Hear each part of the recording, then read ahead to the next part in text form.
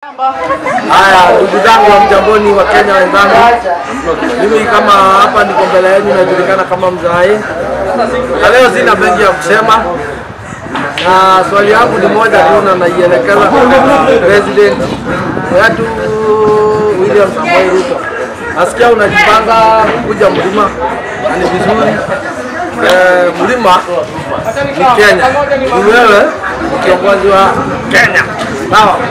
Lakini password ya kuingia mlima sijui kama unajua, hiyo hauna, kwa sababu password ya kuingia mlima ni Gachagua.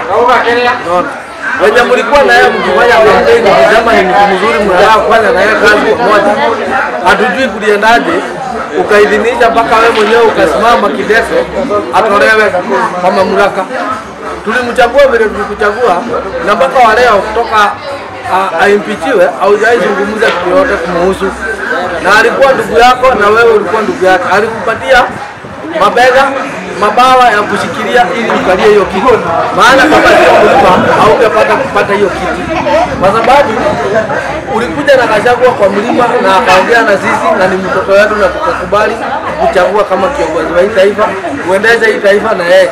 Sasa sijui venye ilikuja ukapinduka ule mwenye alikubeba kwa mabawa yake, ukachukua mwenye alikuwa anakukashifu kwa upinzani, kwa sababu baba naye alikuwa kwa Azimio na nyinyi mlikuwa kwa UDA. So hatujui ile kitu ilifanya mukatoa hude, wewe ukaidhinisha atolewe, ukasimama atolewe,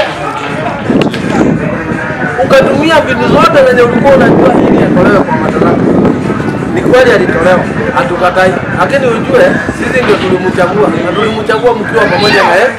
Sasa kabla ukuje kuleta maendeleo mlima, swali nataka ukuje kujibu ni hii moja: alitolewa kwa nini? Mlikozania wapi? Na mlikuwa pamoja bali mkiongea mambo ya kuinua mwananchi wa pale chini, na hiyo UDA, hiyo mambo ya kusema bottom up, mlikuwa pamoja na Gachagua, na akasema wewe ni mtu mzuri na mtafanya kazi na yeye pamoja. Miaka mbili hiyo ilikuwa mfanye kazi pamoja. Kwa nini ulikubali atolewe? Na tangu atolewe haujawahi zungumza kitu yoyote kumhusu, hata kama mtu amekukosea aje.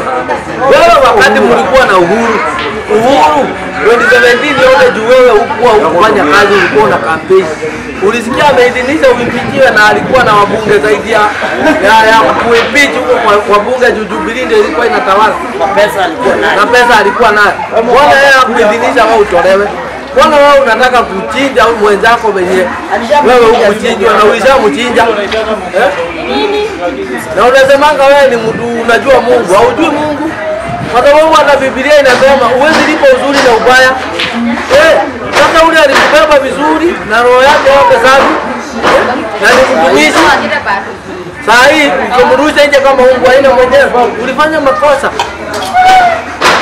Na hakuna mtu akosolewa wangu, hata kama wewe ni kiongozi unakosolewa, kwa sababu mahali umefanya vizuri inaonekana, mahali umefanya baya hapo ulifanya baya. Yaani ule mwenye alikuwa advise kutoa Gachagua kumpita Gachagua alikukosea sana.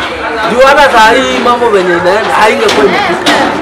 Juu ungekuwa na ndugu anakuelekeza, yeye alikwambia ukweli. Wale wenye mko nao hapo wanakuzungukia ni makonma, ndio wanakudanganya. Hata Zirazi alikwambia hilo kwa kwao, wenye wanakuzungukia hapo ndio wanakudanganya, na wewe unafuata wenye wanakuambia na unajua ni uongo. Wewe fanya hivi, basi waje kuingia mlima ni Gachagua, mkuje na yeye mkiwa mmeandamana. Na najua iwezekani. Kwa hivyo hata mlipo ukikuja, wewe kuja tu, lakini hakuna mtu atakusikiza. Utakuja na urudi. Na hizo kura utapata. Hata ukifanya aje hapo ufanye aje. Mlima isa kutoka. Yangu ni hiyo tu, imeisha.